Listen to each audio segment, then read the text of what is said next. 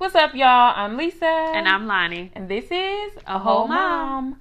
A Whole Mom is dedicated to those of us who deal with the everyday struggles of adulting in addition to being somebody's whole mom. Whole mama. So first things first, welcome back. Thank you guys for coming. Thanks for joining us. We are on our bi-weekly schedule now, so bear with us. So friend, check in. How you doing? In. How you feeling? At the moment, I'm feeling okay. Okay. Now, after we finish, who knows? I'll probably go back to being crazy again. I'm okay. I'm maintaining. I was thinking earlier of like talking about things we're doing really well with, and then some things that we're struggling with. So how am I winning right now? I don't know. Probably in several ways that I just can't acknowledge because you're a perfectionist. I don't know if it's that or if it's just, you just become so critical. No. Used to doing something and it just doesn't seem major. Like it's what I do. Yeah. It's nothing big. This is everyday life. Yeah. I feel that. Struggling. So we're gonna talk about my struggle right now because I can't find. We can always talk about what we're doing bad at. Probably one of my biggest struggles in the past couple of weeks is I guess making sure that my son is heard or being heard.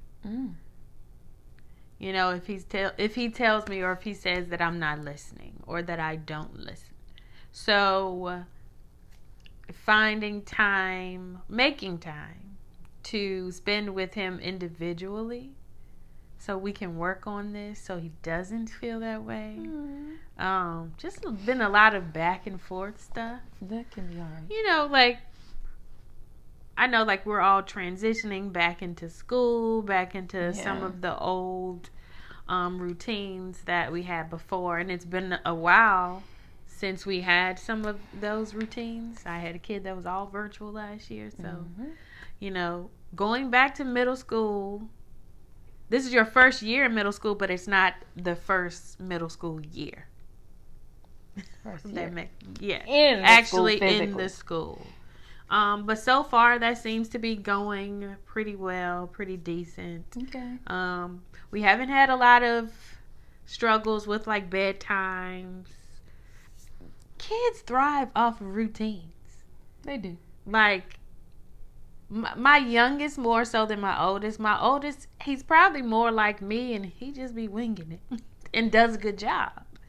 My youngest, he needs a little more structure. They both need structure, but the youngest one needs a little more. So he'll make a schedule for himself. That's good. So yeah, he will set his alarm. He might not get up, but he will set it. And I think he's been doing really well with going to bed at his bedtime. Good. Yeah. Good. So, Mom went because we didn't start it until the night before he went to school. We didn't do the whole practice. We gonna practice the week before. I definitely a couple days before. You definitely practiced. 2 nights before school started. Yes, I got one more night to stay up late. No, you don't. So these kids be wilding. I'm doing well. Great. By the time this comes out, I will be starting my first day of grad school. My friend. So, I'm excited. I am also nervous because I have not been a student in a long time. So this is new territory for your girl. But hey, why not add it to the plate, right? She's gonna knock it out the park.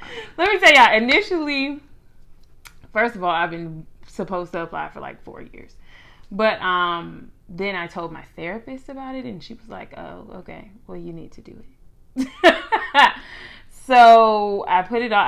I put it off 1 semester. from when I was supposed to do it. My hair is doing something crazy over here. I'm listening. It's fine. Yeah. But yeah, so I applied and I was like, if I get in, I'm probably just going to defer because there's so much going on right now. Like, I'm really out here truly single parenting by myself right now. I am working. I am doulaing. I am doing the most. I'm going to defer. All of these things. And then I got the acceptance. And I was like, fuck it. Let's do it. Add something else to the do it. It's what we do. So, yeah. I think I do thrive when I'm busy. I'm like, the busier I am, the more I do, right? I tried to tell somebody that and they were like, what? I get it. Yeah. No, I get it. Like, the more that I have to do, the more productive I will be. Mm-hmm. If I don't really have much to do, then I'll be like, what's the point in doing that right now? Like, I could just be chilling. So, I do thrive when I'm busy, and hopefully this will be good for me. If anybody has any tips, drop them. Thank you. My mommy win for the week. My oldest is 11 now. I have had her since she was 3. And I have always told her, so she used to have like really bad tantrums when she was little. Mm-hmm. And I distinctly remember being in Walmart. Like one day I was like, okay, that's it. Like it was me and her at some point. She was like 3.5, I think. And I was like, look, like she was going off in Walmart about something. She was in the cart. And I said, you can feel how you feel. But screaming and crying in the middle of the store is not going to change the outcome right now. Mm-hmm. I have given you my answer. The answer is no. And she continued to cry. She didn't care. She was 3.5. But this lady came over and was like, good job. That was really good. You letting her know that. And I was like, girl, get on my face. But that is something I have tried to consistently tell these children for their whole lives. Mm. And the other day, she asked me for something. And I was just like, no. I didn't even like explain it. I just said no. Mm-hmm. And she was like, okay. And I was like, oh, that was easy. And she was like, well, you always say, screaming and being mad about it is not going to change anything. So I just got to deal with it. And so her message is no longer getting lost in her mess. Honey. Oh. It's working. And that's what I wanted. That's why I wanted to share that with y'all, because a lot of times, like, the work that we do feels so monotonous, mm-hmm. and we just keep doing it and we keep trying to be consistent, and it feels like we're not really getting anywhere. They're not really listening. Like, but one day, they just say the words back to you that you said to them. And it's like, oh, it worked. Yeah. So that was a really beautiful moment for me. When 3.5 to 11. So don't give up. Don't give up, baby. Your day is coming. In it for the long haul. 7 years. Jeez. 8 years. But when it finally happens, it does. It is like Lord. That. Like it really is. It feels great. It is. And I mean, they're people, right? So they are people. And it hasn't. I mean, I've seen like a gradually she's much easier to say no to than my younger child. So, mm-hmm. like I've definitely seen like a gradual change, but to hear her actually say that back to me, and like not even like pout or like any, which I don't want her to not have feelings, but right, just to be like, oh, okay, mm-hmm. was like. That's amazing. Thank you, Lord. Thank you. So, yeah, that really blessed me, that moment in the car. I was like, wow, this is amazing. So, I was feeling myself after that. I was like, it's working. The rest of the stuff will probably kick in when they're 18 and about to leave the house. Oh, God. But, hey, that's the goal, is to raise good people. Right. Yeah, it is. It's hard. Just put in the work now, and you'll get it on the back end, I promise. other things? Is that? I had a win, but it's not. Oh, maybe it's not a mommy win. No, What's I was your just win, sitting here girl? thinking, girl, I took the day off Friday. Yes. Oh, I'm sorry. Finally got some PTO back, and I took Friday off. That's beautiful for you. I'm happy for you. I also struggled that day because I was supposed to get some work done on my day off because I just didn't want to be bothered with the work stuff while also trying to get some work stuff done. I didn't, and I kind of didn't feel bad about it. It was a day off. I have done that a couple times. Been like, let me just take PTO because I'm so behind. Right. That I don't need people bothering me while I'm trying to catch up. Me, I do not want to be bothered. Yeah.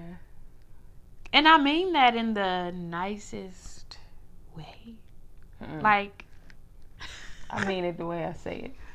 I love people, but I also love myself, and I just need my time. There are definitely seasons for that, right? Where it's just like, just give me some space. I've been in the house all weekend, and it felt great. That's beautiful. And I also felt guilty for doing nothing. Catch-22. I did a lot last weekend, though. So my house is coming into order.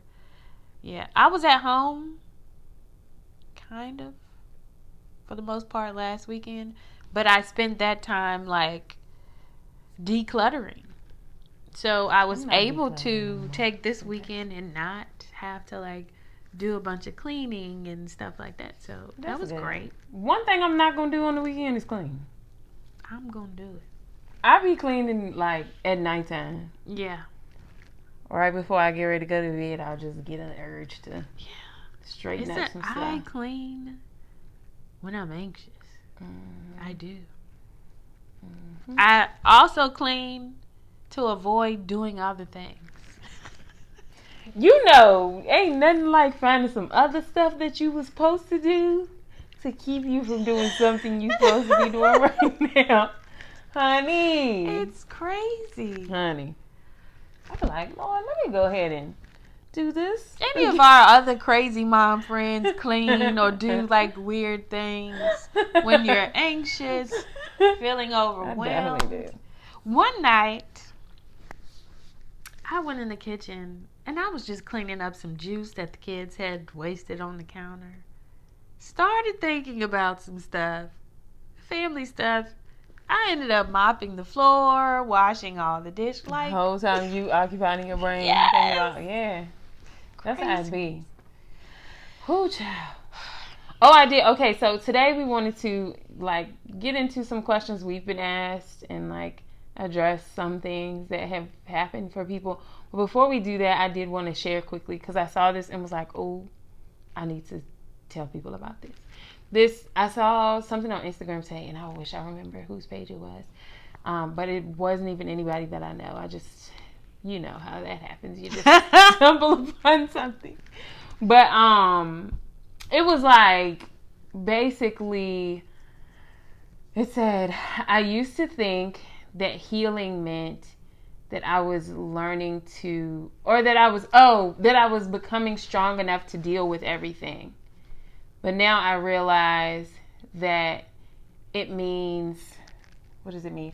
Oh, not that I'm learning that I don't, or I'm not wanting to be strong enough to deal with everything. Or like, I don't have to be strong enough to deal with everything.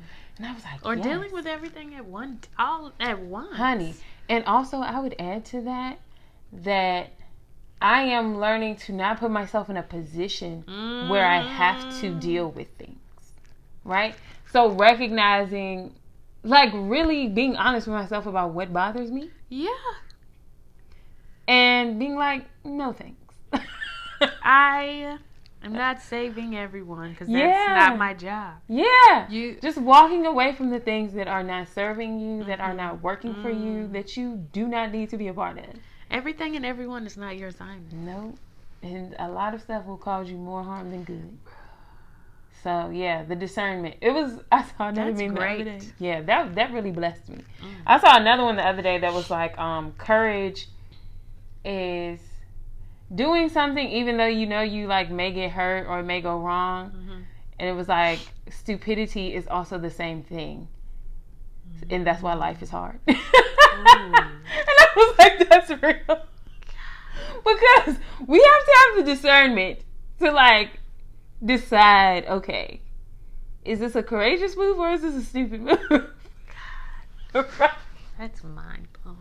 Right? I was like, yes. We just need to see life on that for a moment. It's the same thing. Yeah. So you gotta know, am I being courageous right now or am I being an idiot? So you gotta use your discernment. Come on. Go on in here, friend. Yeah, it's important. So take care of yourself. Use your boundaries. Boundaries are so important. Y'all know I was gonna say it. Honey, go with your gut. Right? Trust your gut. Trust your instincts. We do not have to be people pleasers. We don't. We're going to spend our whole lives trying to do things for people to like us or accept us. Do what you want to do. You do or you don't. I feel like at some point in every episode we say this. We say like, boundaries. Do what works for you. Oh, yeah. You know, create your boundaries. But that's because it is important and it is real. And it's an everyday act. Every hour. Yeah. Like you have to constantly make decisions throughout the day, every day, and like continue to pour into the life that works for you. The boundaries with yourself. Yeah. Not just other people. With yourself. It's important. Keeping it real with yourself. Be honest with you. Girl. About what you really want. Ask yourself, is this really what I want? Is this really what I enjoy? Or did somebody tell me that I was supposed to enjoy this? Okay. Or did somebody tell me I was good at this and I just latched onto it? Yeah. Dude, I even really like this. Right. I was on the way over here. You know how I told you earlier, my mind works different. And sometimes I just be rambling in my mind. And somehow I got on, putting expectations. So a lot of times we talk about what people expect from us or what they want from us. So like making sure that you're careful of the expectations that you put on other people that you have not even shared with those people. Specifically your kids. Since this is a mom cast after all. That's real. There's so many expectations. So many relationships we have unspoken expectations. Why do they have ruining our relationship? Yeah, like why do they have to be unspoken? Why can we not have these conversations? That's true. Whether it be, like you said, whether it be with another adult or our kids, like whoever, our boss. Communicate your needs, honey. Yes. There's so much freedom and liberation in that. And that's just like where I am. That's one thing I've started saying, like when the kids are upset, or because my youngest will just scream out from the other room and I don't know what's going on. And so I used to be like, what's wrong? What's going on? But now I'll be like, what do you need? Because I want her to get to a point, because I also have been telling them recently, like, stop bringing me complaints. Because they'll be like, I'm thirsty. I'm hungry. Come in here and say, hey, are you going to cook dinner soon? Or, hey, can I get a snack? Or, hey, can I get something to drink? Or, hey, can you get me something to drink? Whatever. Instead of bringing me your complaint, just let me know what your need is. Yes. Effective. Right. And appropriate communication. Yes. Because that is important. Like, we need, and I want them to be able to, like, tap. The things that they bring me right now are just very simple, right? They're mostly basic needs. But I really want them to be able to tap into now so that they can vocalize in the future what their needs are. rather than just being like, I'm unhappy here. Mm-hmm. They can say, okay, why am I unhappy? What is it that I need? Mm-hmm. Right? So hearing me always ask them, what do you need? What do you need? Hopefully they will internalize that and ask themselves what they need in any given situation, and then be able to vocalize that. So that's so acknowledging that they're frustrated or angry or whatever it is. Right. However, what is the need? What do you need? Right. Because I can't understand. I don't know unless you tell me. Right. And that's the thing. Like, I can clearly see that you're upset. I know that something is wrong. Mm-hmm. At this point, I don't want to even focus on what is wrong. Mm-hmm. I want to focus on you and what you need right now to help you cope or to help you feel better. A lot of the time, I will also not say anything. If I see or hear the struggle, wait. I will wait. I usually will wait it out. To see if, like, are you going to say something? Yeah. Or are you expecting me to just come to your rescue? Mm-hmm. Still not knowing what the issue is. Mm-hmm. What do you need? My kids, my youngest definitely, she feels like her, that is, she might as well be saying, Mommy, come here, I need you. Like, for her, that's what she thinks. Because if I wait it out, she'll just do it again. And I feel like... And me?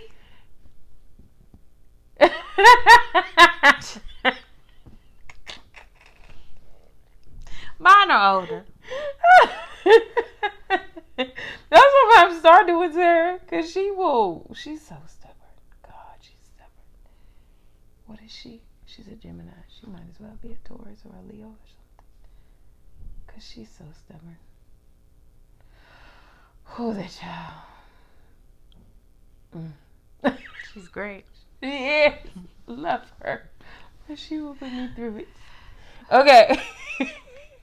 Them kids. Enough about us. Right? Oh, yeah. So... we decided to kind of like go back and answer some of the questions that we have been asked. Right. Or some things that have been brought up to us. Yeah. Explore some of the things that some of our viewers have shared with us. Do we want to talk about that post? The post? Yeah. I have to find it. Okay. So some people responded on Facebook. I posted on our Facebook page, this woman, it was a picture or whatever, but it's a text message. So she says, my ex-husband called me fussing at me. He recently bought our son a brand new Benz for his birthday and as a graduation present.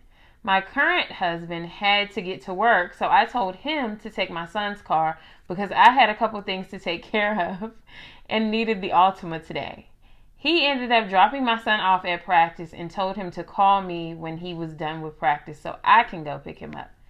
I overslept, missed my son's call to come pick him up. My son called his dad, but his dad was out of town, so he ended up taking the city bus. This man called me fussing saying, I bought the car for my son, not some grown-ass man. I didn't like my son taking the bus. This is why I got him the car, and I'm paying the insurance and the car payments. I hung up on his ass. Am I wrong for letting my current husband use my son's car? Short answer, yes. You are dead wrong. Especially like without the dad's permission. And she was at home asleep. He could have took the Altima. But she said she had a couple errands to run. Girl, she knew she was gonna get chewed out for that. The son was gonna tell his daddy at some point. I just feel like clearly, this man had a little money and he put it up for his son's car. Right. I don't know if him and the other man is cool or what, but don't sound like it. Yeah, it doesn't sound like it. So just off of the strength of them not even being cool, I wouldn't have let him drive the car. Yeah. Also, there were several ways around it. That's the son's car. That grown man could have took the city bus. That grown man could have took the city bus. That grown man could have asked somebody from work for a ride. Yes. That grown man could have got dropped off by the wife or the son. Because clearly she didn't have nothing to do that evening, so she could have picked him back up. Right.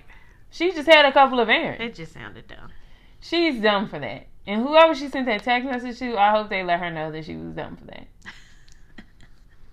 She made me mad, honestly. Oh my God. What? And then talking about I hung up on his ass. He should have hung up on your ass. Girl, if you don't get out of here, I would have said, why is you in my inbox with this? You know damn well. If I text you that. Girl, you know I'm going to pick it apart.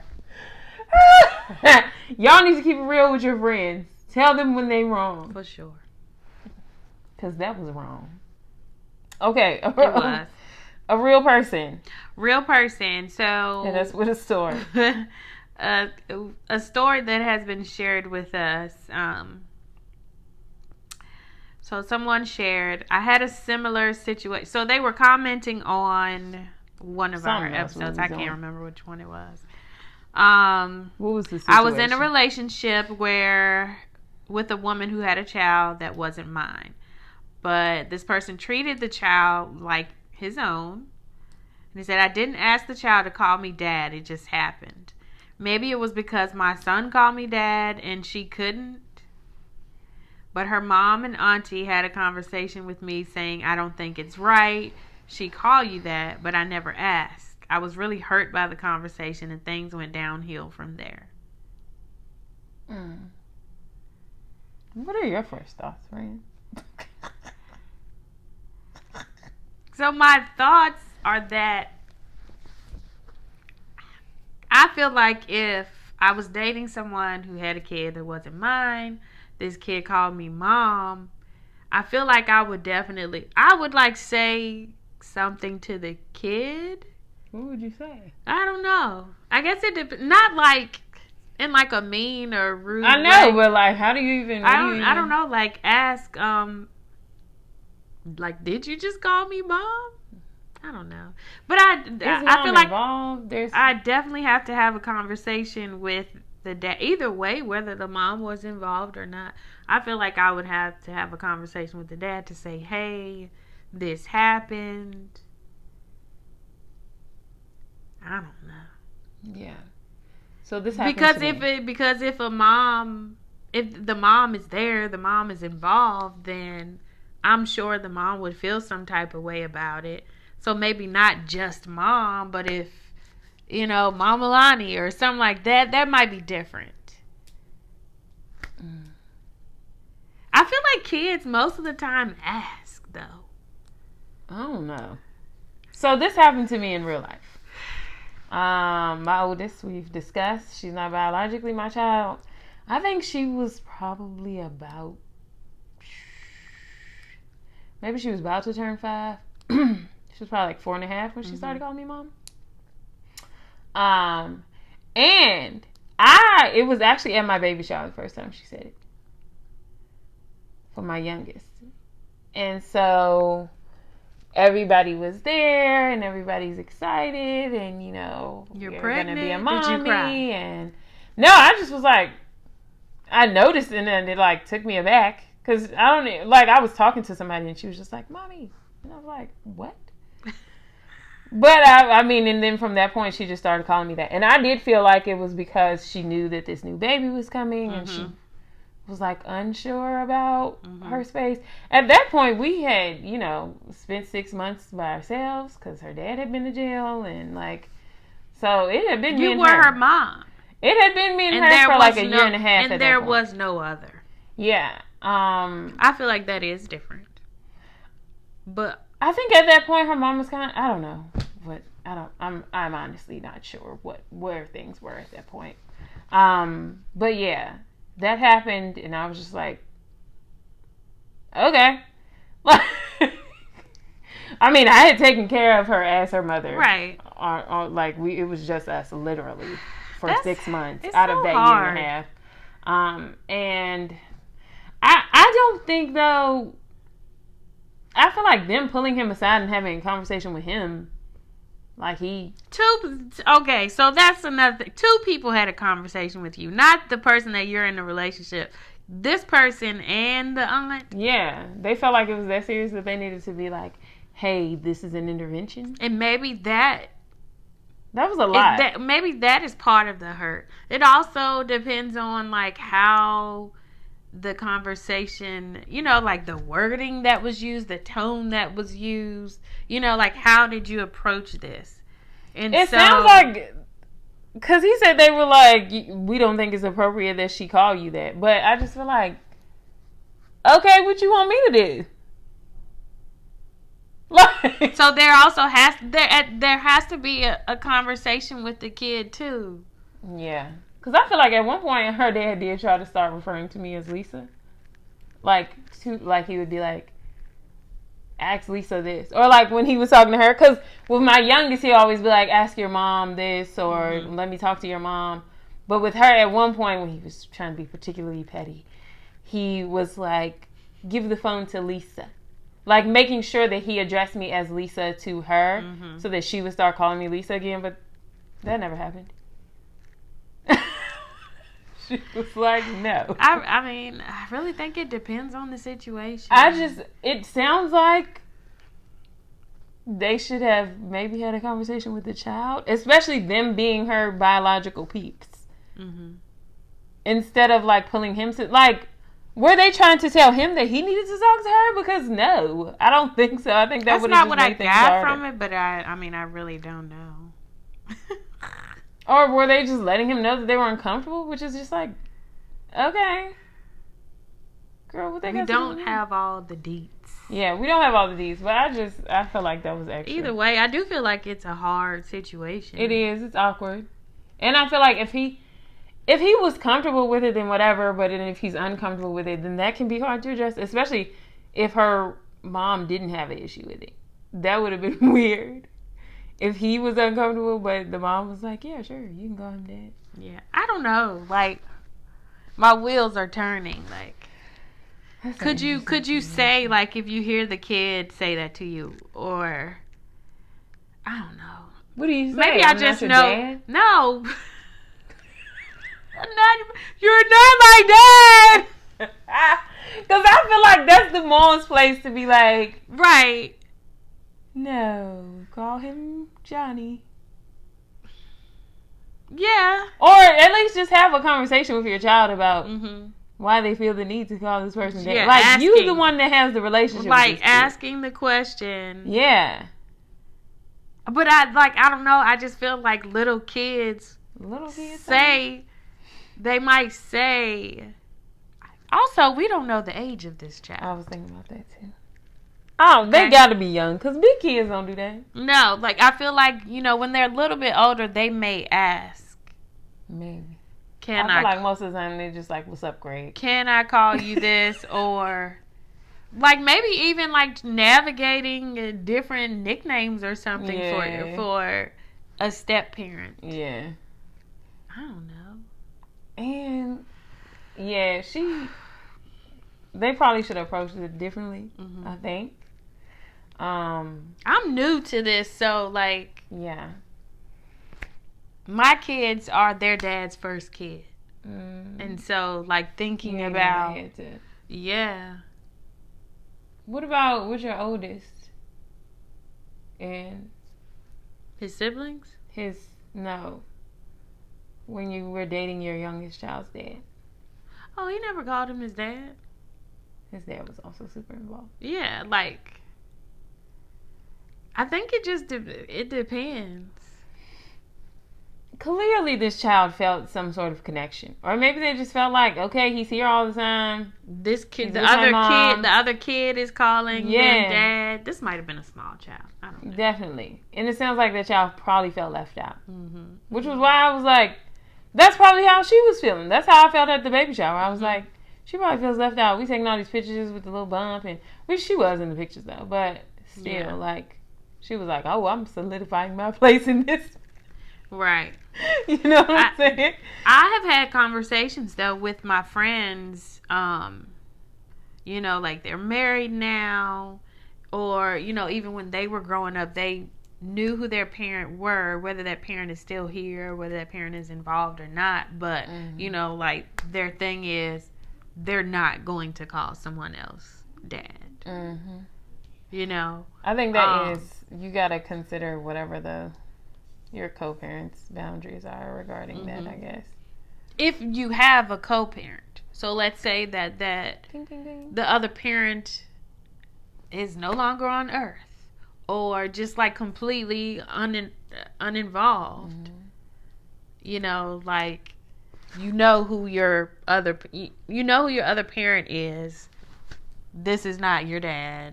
This is not your mom. You're not calling them that. Like, I have had these conversations also. And that's real. Right.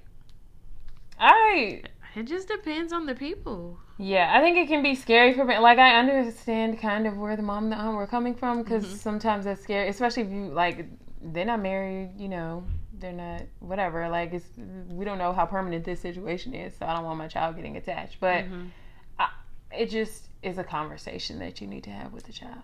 We be scared to be transparent with kids, but kids got sense. So much.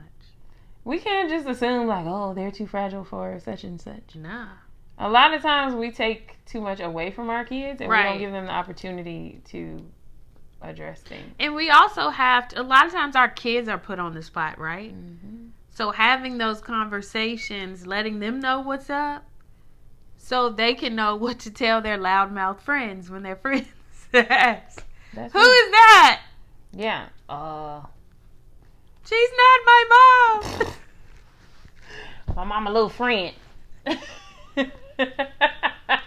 This Mr. Earl.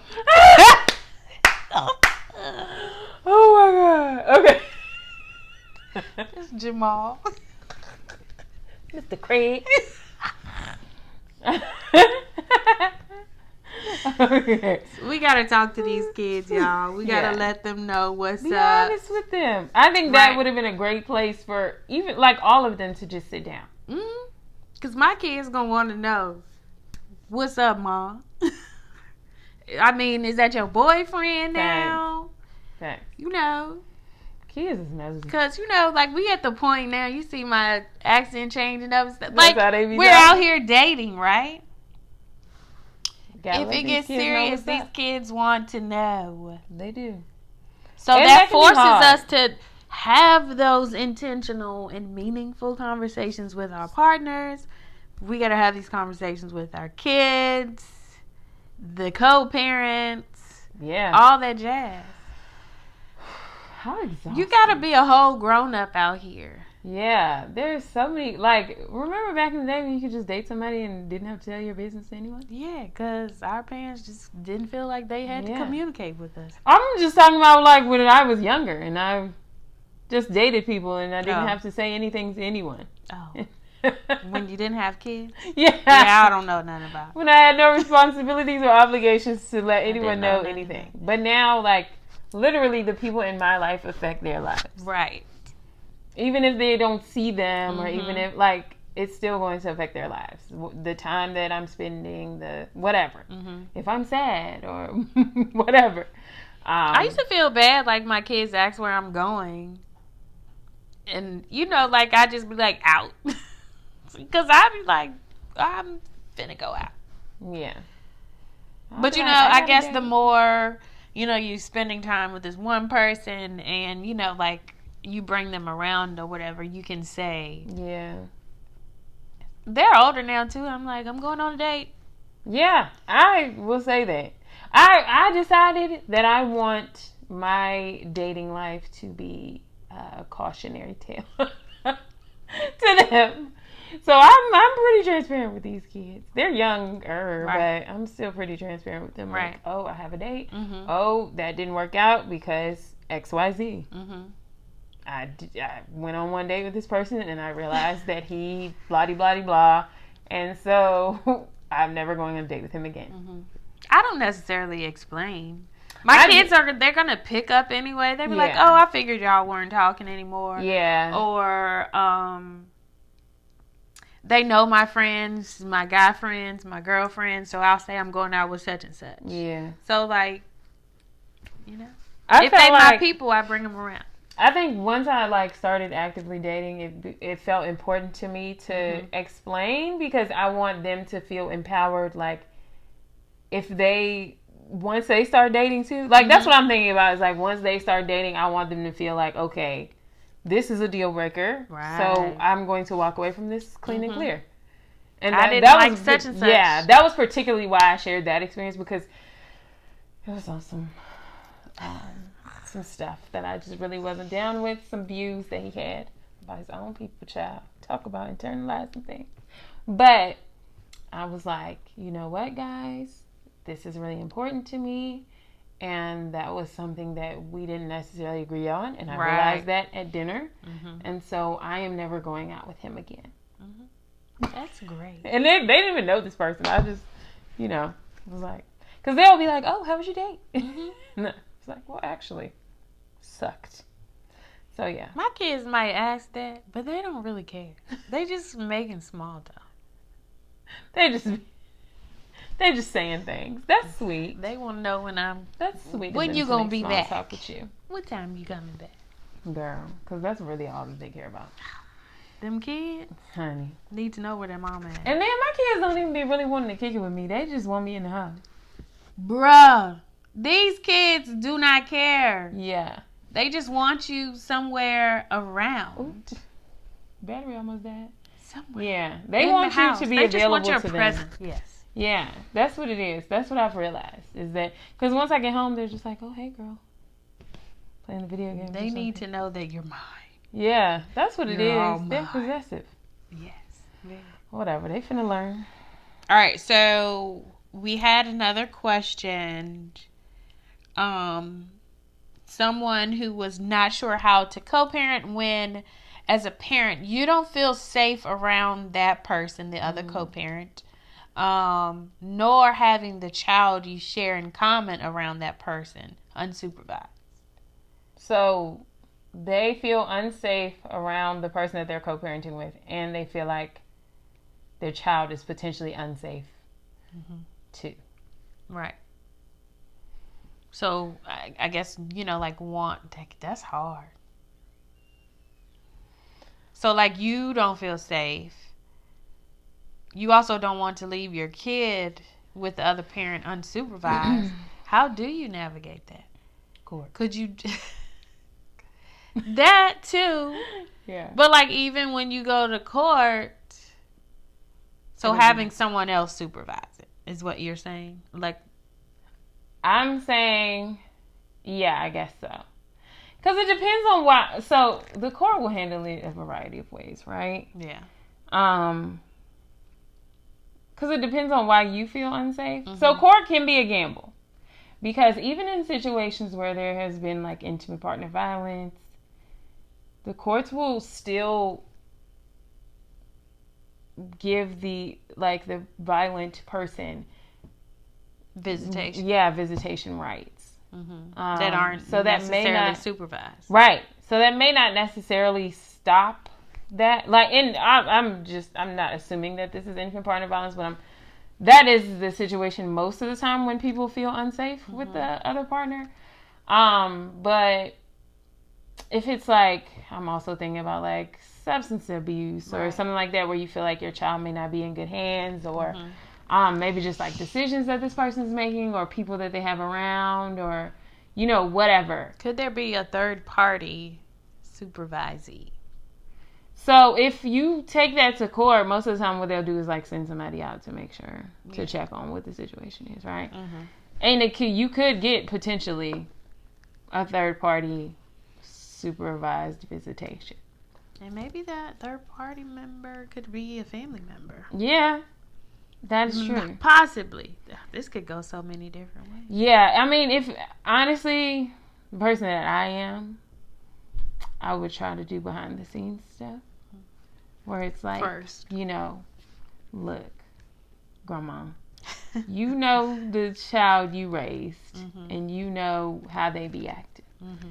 So, can you make sure, can you make sure that, when the baby is with them, then you're around? Can we all just these adult conversations see eye to eye? Yeah. We be having to have. Because that's hard. It's exhausting. Especially if you don't feel like you can have a conversation with the person. Because there have been times in my co-parenting journey that I have been concerned. I haven't, but the difference is that I haven't personally felt unsafe. I've just been like, who all over there? Right. And I don't know if I want where you spending the night at tonight. I don't think I want my kids to be in the mix with all of that. But I have felt okay vocalizing that in those moments. Now, it didn't always go my way, or right. It didn't always, it wasn't always like, oh, okay, I hear you, I respect that, that's fine. No, never it was usually some screaming and some pulling up and some ghetto things. But it's very different in a situation where you feel unsafe.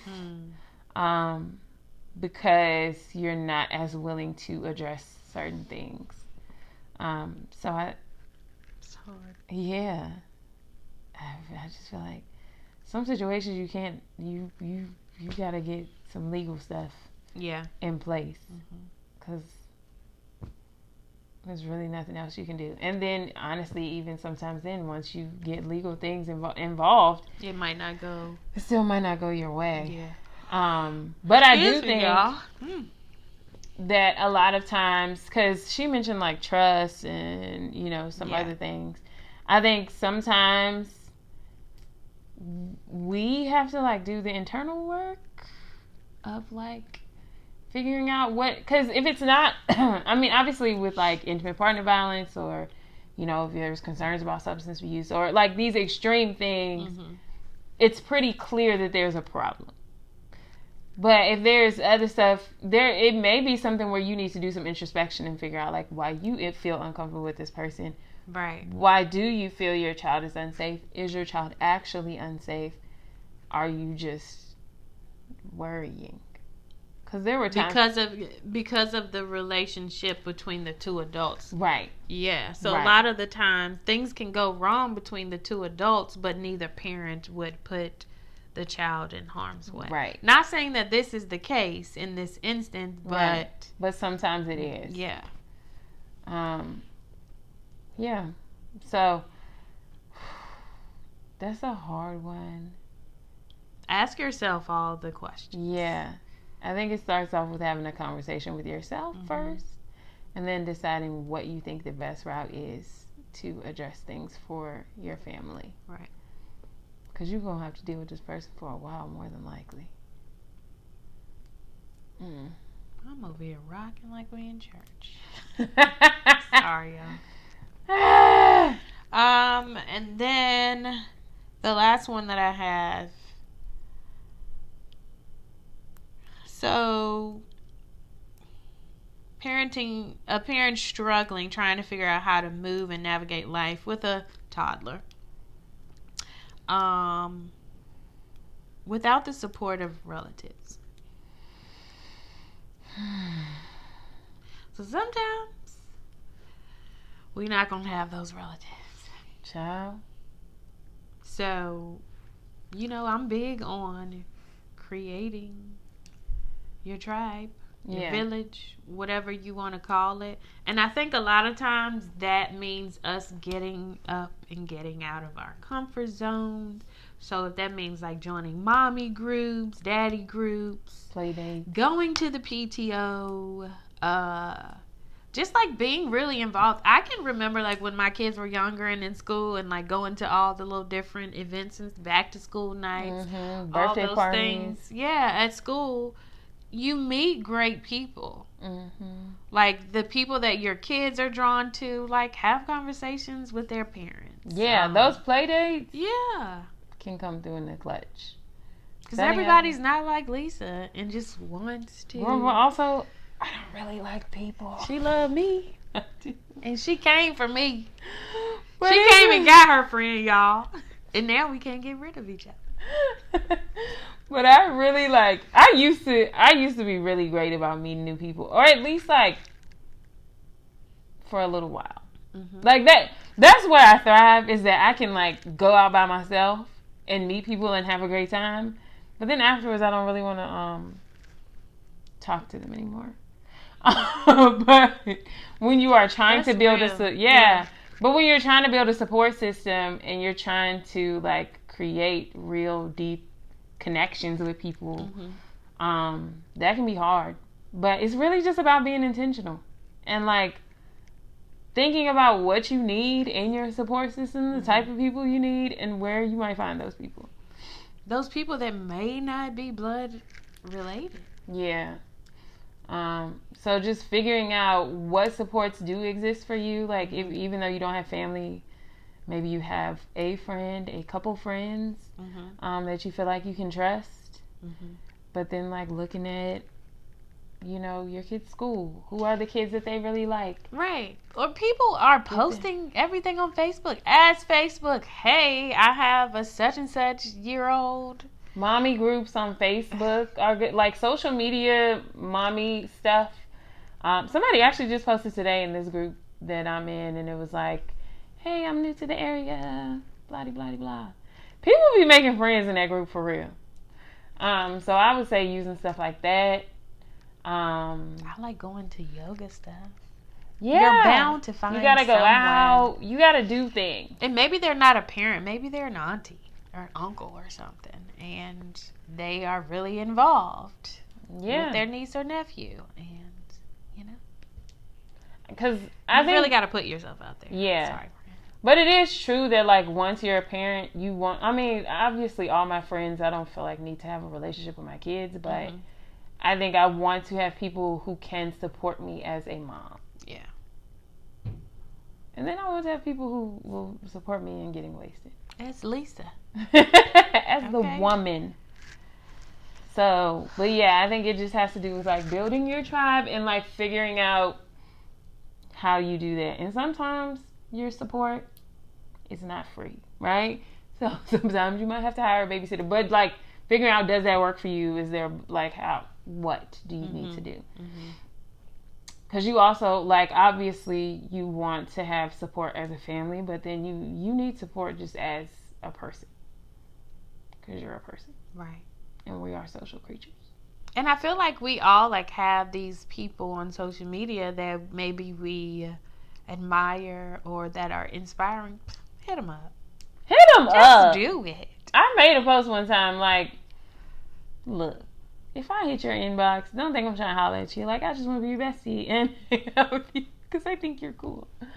I did exchange numbers with this one girl on Facebook. We haven't got to. It was like, I remember at the beginning of the pandemic. Yeah, I told my friend. She thought she was gonna have other friends. Yeah, she was so childish about it, but whatever. She don't need no new friends. I'm not even going to speak to I'm that. just playing, y'all. I'll share her a little bit. But yeah, I think it's gonna take you creating a family. So much of adulthood is, I almost said recreating. Sometimes it is ourselves. For some people. Really stepping out of your comfort zone, stepping out of the box, unlearning all of the things that we have been conditioned to, and relearning things that really work for you, who you are right now in this moment. And even that is going to continue to change and evolve as you change and evolve. And it's like, it's really a beautiful thing. It's not an easy thing. It's not. But it's so liberating. It is. Like it's once so you, and I was going to say once you get to the other side of it, but really there's no other side of it because it's ongoing. But like once you get into the groove of it and you're used to like the introspection and you're used to considering your feelings and all of these things, like it feels so good to give yourself space to be you. And you're like, for me, it's like, oh, I really like myself. Like, you are really great. And I was telling somebody the other day, like, I like me. I genuinely like me. You don't just love yourself, but you actually like yourself. You and all your flaws, because you're not just sitting there with these flaws, right? You're actively working to change and learning to like really accept the flaws, but work through them. Yeah. You know? And it's not like you like yourself because you think you're perfect, right? Mm-hmm. Right. Like you recognize that you have areas for growth. Right. But you still like fucks with you. You the shit, girl. And you gotta tell yourself that you gotta learn how to just lean in and really believe those things. Say them, write them down, whatever it takes for you, until you really start to believe that. Yes. And it's like really learning how to look at those, I don't know if you want to call them broken parts of yourself or unhealed, whatever you refer to them as. Why do I think this way? Why do I feel this way? Why does this person or this event affect me in this way? And like, that's with your kids, that's with your friends, all of the things. So like, for example, trying to think how transparent I want to be right now. Come on. I'll be transparent. So I was talking to one of my co-parents the other day. We were talking about our kid, and so they were just saying like, oh, such and such, he may go this place on this date, right? And I'm like, oh, well, you know, how do you know that we didn't have plans? Not in like a rude way or, you know, this is how we communicate with each other. And it was like, knowing that there was no like ill intent, this is just the way the person talks. Well, it just don't effing go then. And I normally would just like kind of sit there like this. But I said, I don't like the way you said that. In front of my kid, because I wanted my kid to hear this, to listen and understand. Like, this is not how you talk to someone. Mm-hmm. Even if there's no ill intent. Mm-hmm. Like, this is not how you talk to someone. You're also modeling for your kid that's sitting here. So how we communicate with one another is very important. Right. And so in that moment, it was important for me to change how I would normally do things and say, hey, I really don't like how you said that. Growth. And I felt great in that moment.